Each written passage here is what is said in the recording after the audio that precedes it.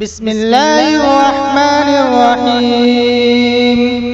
قل أعوذ برب الناس ملك الناس إله الناس من شر الوسواس الخناس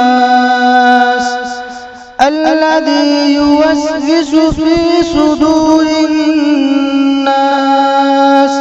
من الجنة والناس.